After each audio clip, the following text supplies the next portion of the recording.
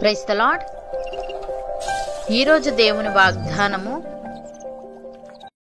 దేవుని రాజ్యమర్మములు ఎరుగుట మీకు అనుగ్రహింపబడి ఉన్నది. ఇతరులైతే చూచియు చూడకయు వినియు గ్రహింపకయు ఉండునట్లు వారికి ఉపమాన రీతిగా బోధింపబడుచున్నవి. లూకాసు వార్త 8వ అధ్యాయము 10వ వచనము.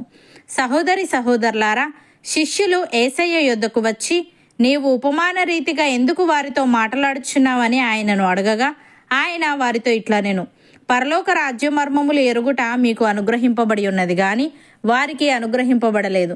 కలిగిన వానికే ఇయ్యబడును, వానికి సమృద్ధి కలుగును. లేని వానికి కలిగినది వాని యొద్ద నుండి తీసివేయబడును. మరియు వారు చూచుచుండియు చూడరు, వినుచుండియు వినకయు గ్రహింపకయు నున్నారు. ఇందు నిమిత్తము నేను ఉపమాన రీతిగా వారికి బోధించుచున్నాను. ఈ ప్రజలు కన్నులారా చూచి చెవులారా విని హృదయముతో గ్రహించి మనస్సు త్రిప్పుకొని నా వలన స్వస్థత పొందకుండునట్లు వారి హృదయము క్రొవ్వినది, వారి చెవులు వినుటకు మందములైనవి. వారు తమ కన్నులు మూసుకొని ఉన్నారు గనుక మీరు వినుట మట్టుకు విందురు గాని గ్రహింపనే గ్రహింపరు, చూచుట మట్టుకు చూతురు గాని ఎంత మాత్రమును తెలుసుకొనరు అని యెషయా చెప్పిన ప్రవచనము వీరి విషయమై నెరవేర్చున్నది. అయితే మీ కన్నులు చూచుచున్నవి గనుక అవి ధన్యములైనవి, మీ చెవులు వినుచున్నవి గనుక అవి ధన్యములైనవి. అనేక ప్రవక్తలను నీతిమంతులను మీరు చూచు వాటిని చూడగోరియు చూడకపోయిరి, మీరు విను వాటిని వినగోరియు వినకపోయిరని మీతో నిశ్చయముగా చెప్పుచున్నాను అని.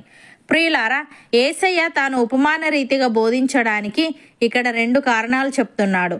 ఒకటి సత్యాన్ని వెల్లడి చేసేందుకు, రెండోది సత్యాన్ని దాచిపెట్టేందుకు. దేవుని రాజ్యం గురించిన రహస్య సత్యాలు కొన్ని ఉన్నాయి. పశ్చాత్తాపడి యేసు ప్రభువులో నమ్మకముంచి ఆయన రాజ్యంలో ప్రవేశించిన వారు మాత్రమే ఈ రహస్య సత్యాలను అర్థం చేసుకోగలుగుతారు.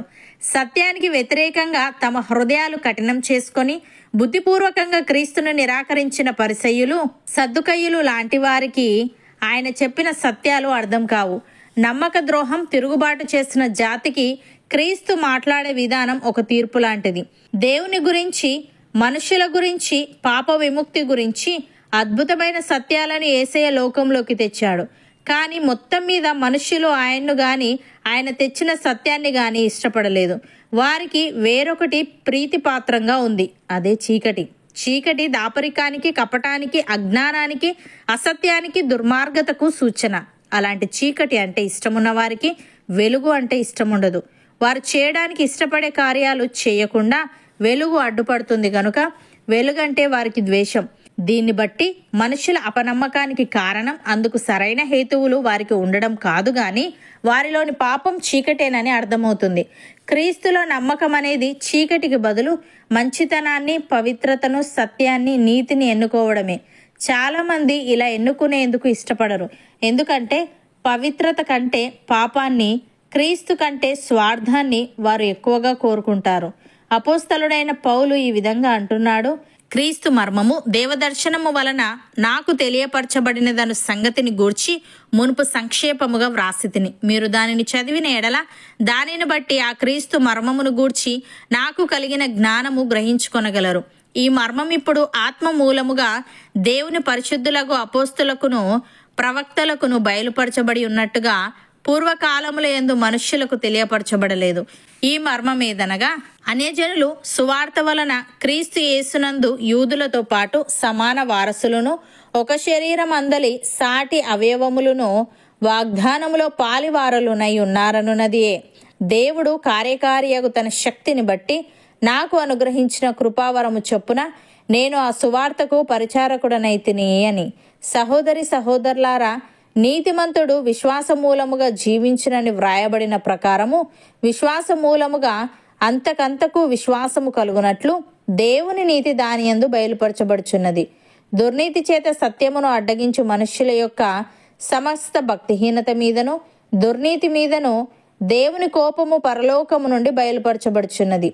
ఎందుకనగా దేవుని గూర్చి తెలియశక్యమైనదేదో అది వారి మధ్య విషదమై ఉన్నది. దేవుడు అది వారికి విషదపరచెను.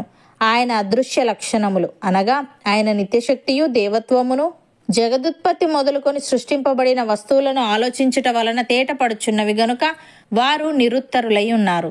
మరియు వారు దేవుణ్ణి ఎరిగియు ఆయనను దేవునిగా మహిమపరచలేదు, కృతజ్ఞతాస్తుతులు చెల్లింపను లేదు గాని తమ వాదముల యందు వ్యర్థులైరి. అవును అన్నవారు నాతో పాటు ప్రార్థనలో ఏకీభవించండి. పరిశుద్ధుడా, ప్రేమగల తండ్రి, నీ రాజ్య మర్మములెరుగుట నీ శిష్యులకు అనుగ్రహింపబడి ఉన్నదని ఇతరులైతే చూచియు చూడకయు వినియు గ్రహింపకయు ఉండునట్లు వారికి ఉపమాన రీతిగా బోధింపబడుచున్నవని నీలో నమ్మకముంచి నీ రాజ్యంలో ప్రవేశించిన వారు మాత్రమే నీ రాజ్య మర్మములు గ్రహించగలుగుతారని నీవు తెలియజేశావు. తండ్రి, నీకు స్తుతులు. దేవా, మేము నీలో నమ్మకముంచి చీకటికి బదులు మంచితనాన్ని, పవిత్రతను, సత్యాన్ని, నీతిని ఎన్నుకొని నీ వెలుగులో నడిచే వారంగా ఉండుటకు సహాయము దయచేయమని, నీతిమంతుడు విశ్వాస మూలముగా జీవించునని వ్రాయబడి ఉన్నది గనుక మేము అలాగు జీవించుచు నిన్ను మహిమపరచుచు అన్ని విషయములలో నీకు కృతజ్ఞతాస్తుతులు చెల్లించే వారంగా ఉండుటకు కృప చూపమని, గొప్ప సంగతులను, గూఢమైన సంగతులను మాలో ప్రతి ఒక్కరికి నీవే తెలియజేయమని యేసుక్రీస్తు నామమున ప్రార్థిస్తున్నాము తండ్రి. ఆమెన్.